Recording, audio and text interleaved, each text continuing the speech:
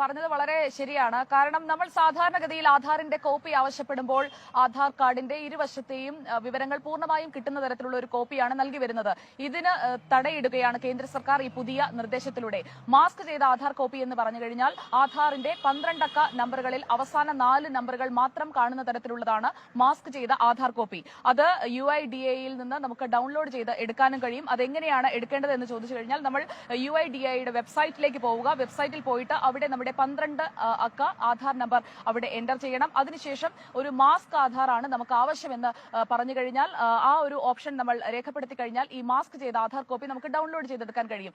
ഇതായിരിക്കണം നമ്മൾ ഇനി മുതൽ എവിടെ ആധാറിന്റെ കോപ്പി ആവശ്യപ്പെട്ടാലും നൽകേണ്ടത് എന്നുള്ളതാണ് ഇപ്പോൾ കേന്ദ്ര ഇലക്ട്രോണിക്സ് ആൻഡ് IT മന്ത്രാലയം വ്യക്തമാക്കുന്നത്.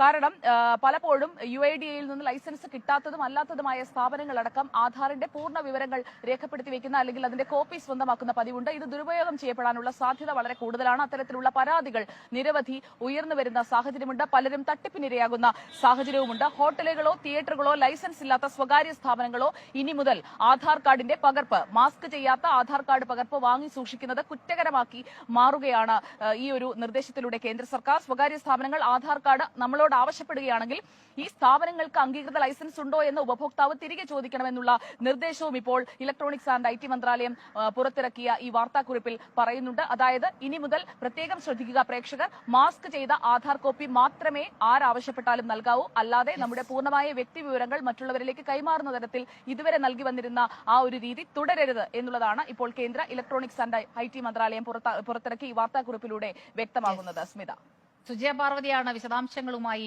ചേർന്നത്. ഏതായാലും ഇനി മുതൽ ആധാറിന്റെ ദുരുപയോഗം തടയുന്നതിനാണ് കേന്ദ്ര സർക്കാർ ഇത്തരത്തിലൊരു തീരുമാനത്തിലേക്ക് എത്തിയിരിക്കുന്നത്. മാസ്ക് ചെയ്ത ആധാർ കാർഡ് മാത്രം നൽകണം. കാർഡിലെ അവസാന 4 അക്ക നമ്പർ മാത്രം കാണുന്നതാണ് മാസ്ക് ചെയ്ത ആധാർ കോപ്പി.